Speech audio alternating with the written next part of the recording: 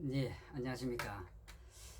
오늘은 아주 오래전에 이제 절판되었고 시중에서 구하기 힘든 그 여인왕국이라는 책에 대해서 얘기하려 합니다. 거꾸로 나오네. 예, 여인왕국.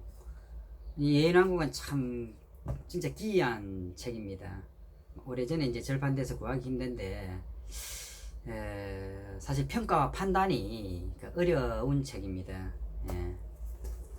사실 훌륭한 책은 인연에 따라서 인연이 되어야 사람에게 옵니다. 아무리 훌륭한 책도 내가 준비되지 않으면은 나는 절대 그 책을 만날 수가 없습니다. 내 의식이 그 책을 알아볼 수 있을 정도로 올라가야 된다는 거죠. 그래서 아무리 훌륭한 사람이 전 책도 결국 이제 내가 알아보지 못하면은 그 책의 세상과 만날 수 없다. 제자가 준비가 되면은 항상 스승이 나타난다는 도가의 격언이 있습니다. 내가 준비되지 않으면은 어떤 훌륭한 책, 어떤 고매한 스승이 오더라도 나는 결코 그를 알아보지 못할 것이라는 거죠. 유대인들이 그들을 구원할 메시아, 이 구세주를 몇천 년 간절하게 기다렸음에도 불구하고 정작 예수가 나타나자 유대인들은 그를 알아보지 못하고 심지어 로마의 고자질에서 십자가에 그를 매달기까지 했습니다. 사실 예수를 죽인 것은 로마가 아니라 몇천 년 메시아를 기다리고 있던 유대인 그 자신들이었죠. 우리가 무지하면 우리 앞에 어떤 진리가 오더라도 어떤 또 보물이 오더라도 우리는 결코 알아볼 수가 없습니다. 그 대표적인 게 그 도마 복음이 아닌가 생각이 듭니다. 그 도마는 예수의 10대 제자 중에 한 사람인데 도마는 예수 옆에서 생생하게 예수의 말을 직접 적었습니다. 대부분의 복음서들이 예수 사후에 만들어졌고 또 불교 경전들도 석가모니 사후에 결집이 되었습니다. 그래서 항상 나는 이렇게 들었다, 여시아문 이렇게 이제 다 시작을 하죠. 도마복음은 도마가 직접 썼음에도 불구하고 시절 인연이 맞지 않아서 무려 1500년 동안 땅속에서 그 세상에 나올 날을 기다리고 있었던 경전입니다. 어느 날 이집트의 햇빛 좋은 날 어느 농부가 밭을 갈다가 우연히 땅 깊숙이 묻혀있는 괴짝 하나를 발견을 합니다. 그 농부는 고대에 묻어둔 검은 보화가 아닐까 가슴이 설레면서 이젠 부자다 이런 기대를 하면서 팠는데 그 안에 검은 보화는 없고 두루마리 하나가 딸랑 들어 있었죠. 그게 이제 도마 복음이었습니다. 그 받은 그 예전에 어느 사원에 도서관이 있던 자리인데 그 당시 이제 왕권과 카톨릭이 결탁해서 카톨릭 교단에서 이단이라고 치부되는 모든 경전을 불태우라고 명령을 내리는데 그 사원의 어느 사제가 그래서 불태우지 않고 도서관 지하를 파서 그 괴짝에 묻어둔 것이 세상에 나온 겁니다.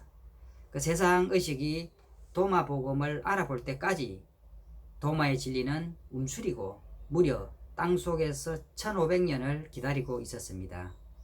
아마 좀 일찍 그 괴짝이 도마복음이 나왔다면 어떻게 됐을까요? 인류가 준비되지 않은 상태에서 또 우리 의식이 그 진리를 받아들일 수 없는 상태에서 나왔다 그러면은 아마 위서라든지 또 악마책 거짓 무슨 어떤 올가미를 씌워서 아마 다시 불태워졌을 겁니다. 하늘은 이처럼 우리 진리가 사라지지 않고 인류의 마음속에 계속 전성되고 울림이 있도록 보이지 않는 곳에서 역사를 하고 있다 이렇게 믿습니다. 제가 앞으로 소개할 이 여인왕국도 인연이 되는 사람들이나 혹은 소위 또라이로 취급되는 사람들은 아마 알아볼 거라 생각을 합니다. 참 만화 같은 얘기고 공상 영화 같은 얘기입니다. 여기 총 이제 지금 보니까 4권으로 이제 구성이 되어 있습니다. 이 내용을 믿을 수도 되고 또 안 믿으셔도 되는 책입니다. 검정 영역 밖에 있는 책이기 때문에 그 이야기에 들어가기 전에 일화 두 가지를 소개를 하겠습니다. 며칠 전에 제가 새벽 일찍 어시부리한 시간에 일찍 출근을 하고 있는데 우리 아파트 화단을 지나는데 어디선가 한영씨 아주 굵고 허스키한 목소리가 나를 부르고 있습니다. 그런데 주위를 아무리 돌아봐도 아무도 없습니다. 우리 아파트에 흔히 보이는 그 길고양이 한 마리가 있을 뿐이고, 우리 집이 단감동 3익 아파트인데 아파트가 오래되고 나무가 많아서 길고양이들이 참 많습니다. 그런데 인기척도 사람도 없습니다. 내가 잘못 들었나 하고 무시하고 이제 걷고 있는데 또 한영씨 저를 부르고 있는 겁니다. 주위를 다시 돌아봤지만은 길고양이 한 마리 외에는 전혀 아무것도 없습니다. 또 내가 멈춰서 이게 뭐지 도대체? 가만히 보니까 여러분, 세상에 고양이가 내게 말을 거는 겁니다. 고양이가 말을 하다니 도저히 저도 믿을 수가 없었죠. 여러분은 말하는 고양이 보신 적 있습니까? 믿지 못하겠죠. 그런데 고양이는 분명하게 제게 아주 굵고 근엄한 목소리로, 그것도 한국어로 말하고 있습니다. 한영씨, 그동안 지구에서 사시느라 수고 많았네. 이제 한영씨에게 새 땅을 보여주겠소. 나를 따라오시오. 저는 너무 신기해서 고양이를 사실 한참 따라갔습니다. 우리 앞에 흐릿하게 차원계로 통하는 듯한 그 스타게이트 같은 투명한 문이 이제 나왔는데, 그 고양이는 제가 따라오는지 안 오는지 전혀 개의치 않고 서슴없이 그 에너지체 같은 그 스타게이트 문을 통과하고 저를 돌아봅니다. 그 안에서 이제 제가 안 들어가니까 들어오라고 고양이가 발짓을 합니다. 손짓입니까? 발짓입니까? 근데 저는 이 순간에 이 문 들어서면은 다시는 이 3차원 지구로 돌아오지 못할 거라는 생각이 문득 스치더라고요. 마누라도 아직 자고 있고 작별 인사도 못했고, 우리 아들은 공익 근무하고 있고, 대학교 2학년 딸이 받을 때 충격, 그리고 마누라가 혼자서 이제 애 둘이를 잘 키울 수 있을까 걱정도 앞서고, 또 제가 출근하다가 사라지면은 우리 집사람 엄청 또 충격받고 울 건데 너무 가슴이 아팠습니다. 또 사무실 일은 또 어떻게 하고, 제가 이제 앞에서 건너가야 할지 말지 무척 이제 고민을 많이 했죠. 여러분은 만일에 이런 상황에서 건너가시겠습니까? 새 땅을 찾아서. 저는 순간적으로 그때 아마 저기가 그 도연명이 말하는 그 중국의 그 무릉도원이라는 그런 생각이 퍼뜩 들더라고요. 근데 여러분, 제가 건너갔겠습니까? 건너가지 않았겠습니까?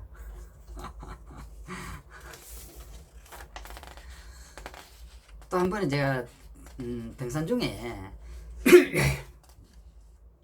이제 맑은 하늘에 갑자기 이제 그 먹구름이 확 몰려옵니다. 제 머리 위로 먹구름이 몰려왔고, 근데 그 먹구름을 타고 어떤 비행체가 제 앞에 내려앉았습니다. 뭡니까 이게? 책으로만 보던 UFO입니다. 미확인 비행물체. 그 UFO가 실제로 제 앞에 나타난 거죠.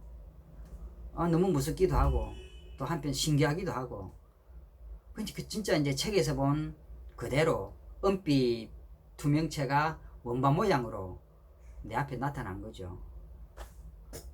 그리고 한 2m 30 정도의 키를 가진 멋진 아마 외계인 여성입니다. 그 여성이 내려왔고 그 여성이 제게 말을 겁니다. 진짜 지상에서는 한 번도 보지 못한 그 진짜 늘씬하고 황금색 머리카락이 거의 뭐 허리까지 길게 들여온 진짜 이쁜 여성인데 뭐 제가 올리다 보고 얘기할 정도로 키가 컸습니다. 와, 너무 이쁘니까 진짜 존경심마저 나오는, 이제 우리가 그 뭐 선녀 이래 얘기 듣지만은 뭐 선녀 잽을 넘어서는 그런 아름다움입니다. 그 여자가 저한테 얘기합니다. 한영씨, 이제 고향별로 돌아갈 시간입니다. 고향별에서 부모님과 가족들이 기다리고 있습니다. 고향별 부모님께서 그동안 쭉 지구를 지켜보시면서 한영씨를 보면서 많이 가슴 아파했습니다. 이제 지구 여행을 끝내고 고향으로 돌아갑시다. 자, 같이 탑승합시다.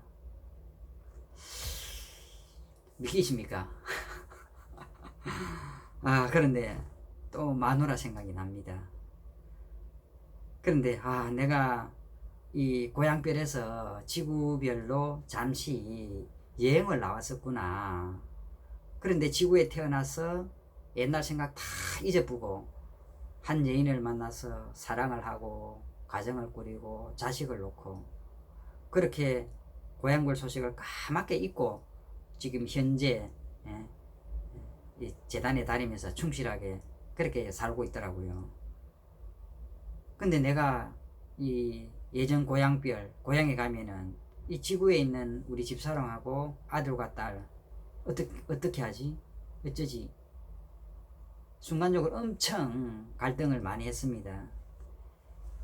사실 저는 이 마음 공부를 하면서 그 세상 일에 그다지 큰 미련은 없습니다. 뭐 세상 사람들이 가치를 두고 열광하는 뭐 스포츠나 무슨 또 뭐 골프나 뭐 이런 게 저는 별로 이렇게 재미도 없고 또 별로 중요하지도 않는 것 같고 그런데 세상 사람들은 왜 저렇게 저기에 목매다 저런 뭐 게임이나 뭐 오락이나 유희에 저렇게 열광하는지 사실 저는 이해를 잘 못합니다. 근데 제가 이제 UFO를 타고 만일에 이제 고향별로 간다면은 뭐 집에서는 실종 신고하고 난리가 나겠죠. 뭐 산행지도 수색을 하고. 그런데 그러다가 시간이 지나면은 이제 가족들도 뭐 정상을 되찾을 거고 아마 사회는 금방 저를 잊어버리겠죠. 직장 동료들 아마 뭐 한 보름 2주 정도면 내 존재 자체를 잊어버릴 겁니다. 사실 실종되고 죽는 사람이 우리나라만 해도 하루에도 뭐 수천 명 뭐 되지 않겠습니까? 그래서 사실 우리가 소중하고 중요한 역할을 하는 듯 하지만은 아무리 중요한 사람이라도 한 달 지나면 흔적 없이 잊혀지는 겁니다. 모두가 다. 어제죠. 어제 박원순 시장님께서 사실 자살을 이리 하셨는데 너무 애통합니다. 국민들이. 그분 같은 지도자가 없었고 또 그분이 또 뭐 한 여성을 상대로 그렇게 했다는 것도 믿겨지지 않고 그렇지만 사실 보름 한 달 지나면은 그분이 아무리 훌륭한 사람이라도 우리 생각에서는 잊혀지기 마련입니다. 근데 우리는 마치 그 천년을 살 것처럼 더 가지려 하고 더 먹으려 합니다. 지금 이게 이제 우리의 현실인데 제 앞에 UFO가 저를 집으로 고향으로 데리고 가기 위해서 지금 기다리고 있습니다. 여러분이라면 고향으로 가는 UFO를 타겠습니까? 말겠습니까? 그리고 여러분, 제가 탔겠습니까? 안 탔겠습니까? 아니면 탔다가 마음이 바뀌어서 내렸을까요? 제가 이 두 가지 일화를 소개드렸는데 여러분, 사실은 진실을 말하면은 그 두 가지 일화 모두가 제가 직접 겪은 게 아니고 상상으로 지어낸 얘기입니다. 말하자면 허구입니다. 허구. 그런데 우리는 새로운 것을 받아들일지 말지 이 판단을 할 때 항상 나의 경험과 지식과 또 가치관, 사회 통념, 또 그간에 우리가 학습된 그런 정보들을 가지고 판단합니다. 그리고 이제 거기에 맞지 않으면 사실 허위고 가짜인 거죠. 결국 이제 내 안에 있지 않은 것들을 우리는 절대 인식을 할 수 없다는 이야기입니다. 내 안에 없으면, 내 안에 없는 것은 외계에 아무리 많은 사건 사물들이 있더라도 그건 없는 겁니다. 내가 없으면 또한 우주가 없는 거죠. 내가 없으면 우주가 없습니다. 이 사람들이 말할 때 뭐 객관적이라는 말을 이렇게 많이 쓰시는데 세상에 객관적인 것은 아무것도 없습니다. 모두 주관적인 것만 있을 뿐이고 모두 자기 마음속에서 걸러서 생각하고 판단하고 그래서 이제 나온 겁니다. 원효선님께서 일체유심조라 말씀하셨듯이 사실 모든 만물은 마음작용입니다. 내 마음의 작용. 이 여인왕국이라는 책은 여러분의 인식 밖에 있는 내용입니다. 그래서 앞서서 제가 얘기한 두 가지 일화처럼 여러분의 인식의 범위를 넓히지 않는다 그러면은 이 책은 상상이고 공상으로밖에 보이지 않고 반대로 우리가 좀 열린 마음으로 이래 본다 그러면은 이 책에서 얻을 수 있는 여러분의 지식과 지혜는 진짜 그 한계를 뛰어넘어서 무한히 확장될 겁니다. 그래서 이 책뿐만 아니고 여러분께서 모든 것을 비판 없이 받아들인다 하면 열린 마음으로 모든 사물을 그리고 가치를 대한다 하면은 더 넓은 보이지 않는 영역을 볼 수 있을 거다. 그래 말씀을 드리고 이 책 또한 그런 관점에서 봐주십사 하는 겁니다. 아까 말씀드린 바가 총 4권인데 이 사실 엄청 신비롭고 방대한 얘기입니다. 경우에 따라서는 사실 확 고추를 잘라 버리고 싶을 정도로 부끄러운 얘기고 또 짜증나고 해머스러운 내용도 많습니다. 근데 깨달음을 추구하는 사람이나 도를 닦는 사람, 또 이제 영성을 높이고 싶은 사람, 또 상상력이 풍부한 사람들에게 이 책은 아주 훌륭한 마음의 여행이 될 거라 생각이 듭니다. 사실 저는 이제 눈물 흘리면서 읽었고 큰 감동을 받았습니다. 이제 놀기 삼아 시간 나는 대로 얘기를 하려 하는데 근데 이 책이 너무 복잡하고 등장인물도 많습니다. 어떻게 요약해서 시작해야 될지 사실 잘 모르겠는데 그리고 언제 할지도 모르겠고 일단 오늘은 여기까지만 기록을 하겠습니다. 행복하십시오.